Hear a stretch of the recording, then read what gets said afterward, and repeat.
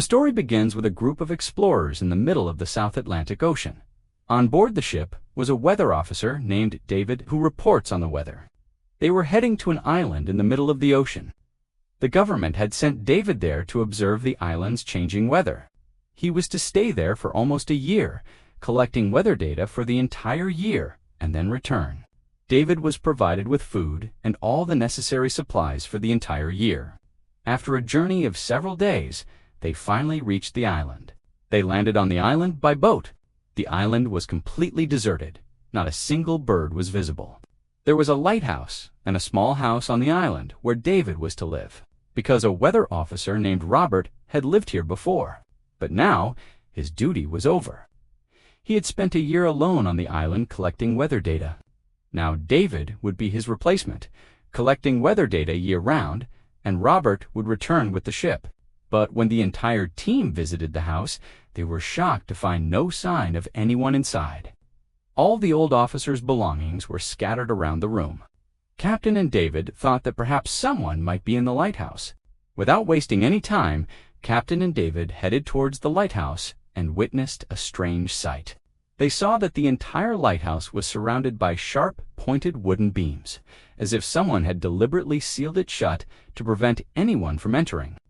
Afterward, the captain and David knocked on the lighthouse gate several times, but received no response.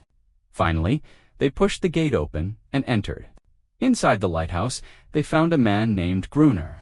When they asked Gruner about the old weather officer Robert, he replied that he was dead.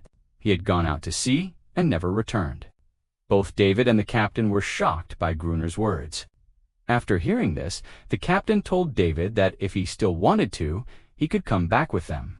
But David refused. David thought that if he could provide the government with accurate weather reports for the island, he could earn a substantial sum of money. The captain then gave him a gun for his own protection and told him, "This place doesn't seem safe to me. Take care of yourself." After that, they left him there and went back, and now they would return again in a year.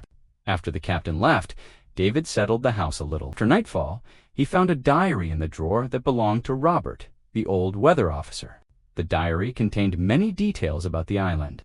It contained some details about a mysterious creature, but not everything was clear. Some details were incomplete. David read each line carefully. The diary also contained sketches of some strange animals. David couldn't understand why he had drawn such pictures. Perhaps he was lonely and did it to pass the time. One page of the diary also had a photo of the old officer's wife. David grew tired of reading the diary and slowly fell asleep. The next morning, David began collecting weather data. But as he approached the sea, his steps stopped. He noticed that some of the rocks among the cliffs were arranged in a strange way, with shells placed between them. The strange pattern made David think that perhaps Gruner had done all this. Thinking this, he returned to his work. While working, when he looked through his binoculars towards the lighthouse, he saw another person with Gruner, but in a blink of an eye, he disappeared. David tried to see him again, but then he thought it was just his imagination. That night, David was busy with his work when there was a knock on the door. He thought it might be Gruner. David called his name, but there was no answer. As David moved towards the door with a lamp in his hand, some strange sounds echoed in his ears, which were not at all human. Then he saw a strange creature's hand trying to enter from under the gate. It wasn't a human hand at all. Seeing this, David felt the ground slip from under his feet. He immediately ran to the basement and hid there. Within moments, the mysterious creature had entered the house. It was stealthily searching for David, and David was hiding. He started looking at him. David's movement made the creature see him. The creature quickly ran towards him, trying to grab him through the crack. To protect himself, David immediately picked up a knife and stabbed him in the eye. The creature screamed and ran away, but it could return at any time. And David's mind was confirmed that what he had written about the creature in the diary was true. He couldn't sleep the entire night out of fear. The next morning, when David went out, he saw footprints on the sand that didn't look human at all. The footprints ended straight out into the sea. Now David understood why Gruner had placed sharp wooden stakes around the lighthouse. Now David knew that if he stayed in this house, the creature could kill him at any time. Terrified, David runs to the lighthouse and shouts to Gruner. "Open the gate. I want in." But Gruner refuses to let him in, saying, "You should have returned with the ship." David returns, disappointed, because Gruner doesn't want him near the lighthouse. He pours water on him and tells him to go away. Now he has to do something himself. He blocks every window in the house with wood, builds a fence with sharp sticks, and places old papers and books outside the gate. He then sprinkles oil on them so that if Crutcher returns, he can be scared away by the fire. But there was something David didn't know until now, and he was going to find out tonight. Luckily, he found an old box inside the house. Inside that box was a gun and a lot of bullets. This gave him a little hope of survival. As the sun began to set, David's fear grew, and soon the darkness of night descended upon him. David sat quietly in a corner of the house, gun in hand. His heart pounded. Suddenly, a strange sound was heard, and when David peered out the window toward the ocean, the ground beneath his feet seemed to slip away. He saw not just one, but several of the same strange creatures charging toward him from the water. Soon, they all gathered and tried to break down the room's gate. David immediately began firing, killing some of them. He thought they would run away in fear after hearing the gunfire. But seeing his companions die only made them even more enraged. Then, David executed his plan and set fire to the papers and old books outside the gate. Seeing the fire, the creatures fled back into the sea in fear. But now the same fire had reached David's house. The door of the house caught fire and slowly began to spread, as the entire house was made of wood. David immediately saved his life by wrapping himself in a sheet and went out and hid behind a large rock near the lighthouse.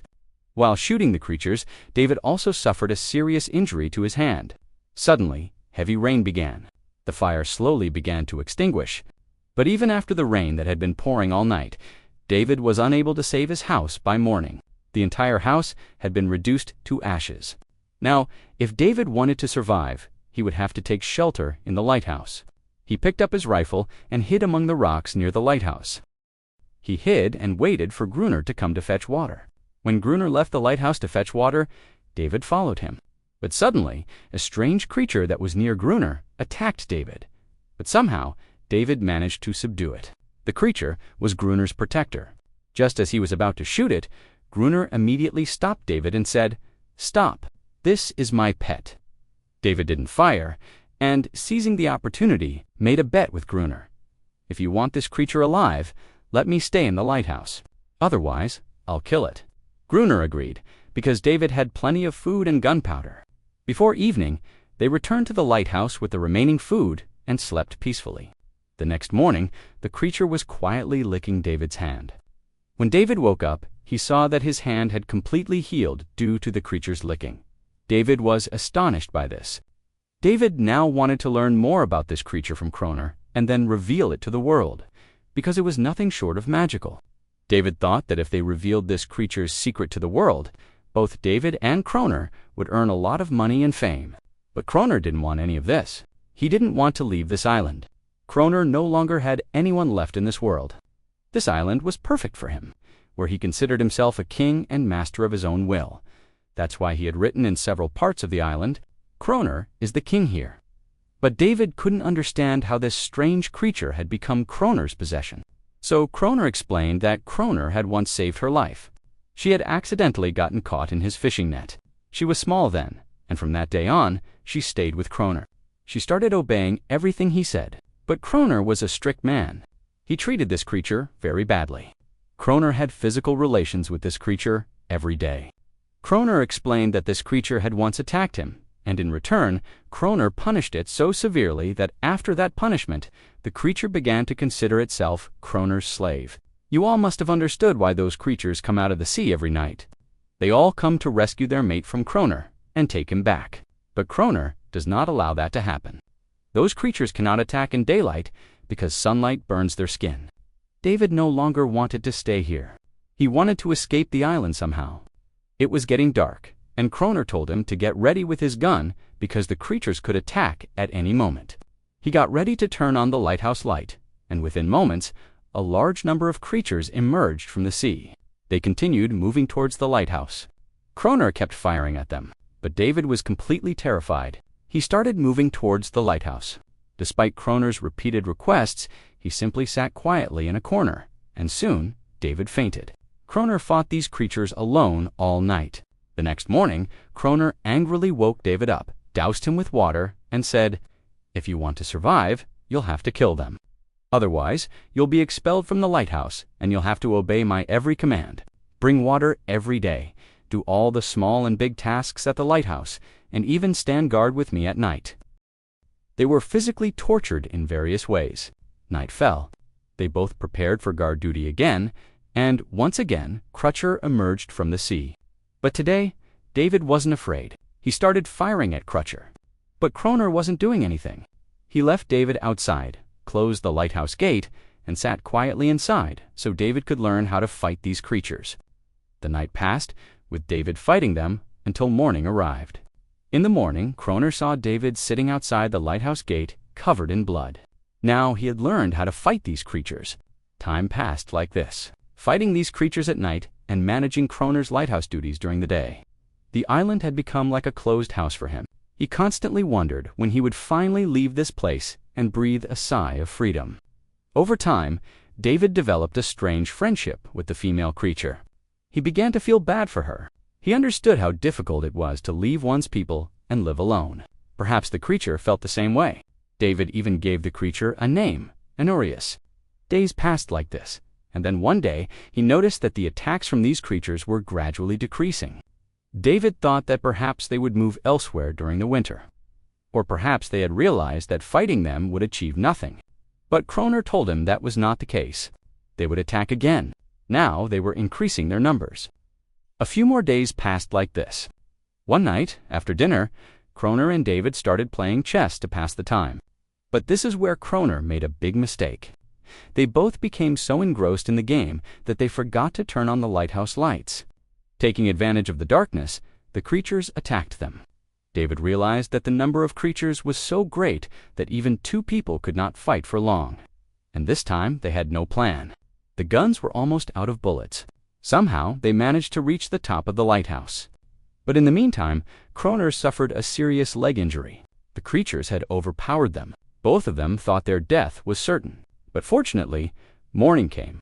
As the sun slowly rose, the creatures left the lighthouse and returned to the sea. After the scorching sun had passed, Honorius tried to heal Kroner's wounds. But by then, David had realized that he could not win this battle against these creatures. The bullets are running out. They don't have enough food to last much longer. Luckily, the next day, while David was wandering around outside the lighthouse, he saw a ship in the sea. He quickly retrieved his flare gun and went to signal the ship. But Kroner stopped him because he didn't want David to leave. At that very moment, Honorius attacked Kroner. She wanted to protect David from Kroner. Kroner didn't want anyone to leave the island. This island was his own world, where he lived like a king. He didn't want David to leave either. After so long alone, he now had someone to talk to, and if David went back to the ship, he would go there and tell everyone about Honorius and them. So now David couldn't leave. Slowly, the ship disappeared into the sea before David's eyes. Now he had nothing to do. A few more days passed like this. Kroner was still treating both David and Honorius badly. But he especially beat Honorius, which David disliked at all. One day, David gifted Honorius a small toy boat he had made from a fishbone. But when Honorius saw the boat, it took David to a corner of the island where a real boat was actually kept. When David asked Kroner about the boat, he said yes, and he already knew there was a boat on this part of the island. Kroner says that some people had come to this island by boat to save their lives. But before morning, none of them survived. These creatures killed them all. They were all carrying ammunition in the ship. But due to a storm at sea, their ship sank near this island. Hearing all this, David had an idea. He had something like a diving suit. David said that if one of them wore that suit and went to the part of the ocean where the ship had sunk, they might find some bullets or dynamite that would make it easier to fight these creatures. But Kroner refused to believe this. But David was willing to risk his life and do it. A few more days passed like this. A deep connection developed between David and Honorius. David began to like her. The two began to develop a romance. Kroner secretly observed this.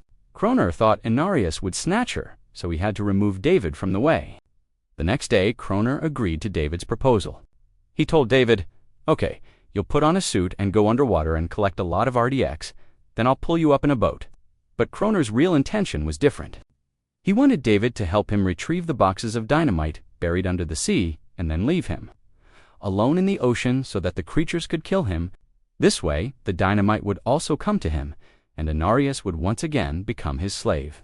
They both boarded a boat and reached the place where the ship had sunk. David put on a diving suit and descended into the sea. Once there, David saw that the ship was completely destroyed. But luckily, he found some boxes of dynamite. But then, suddenly, some creatures appeared before him. Seeing the creatures, David panicked and fell down. The diving suit was so heavy that it couldn't move, and David couldn't even send a signal to Kroner. Kroner thought the creatures had killed David, but in reality, they were just two small children. David somehow left his diving suit behind and made his way to the surface.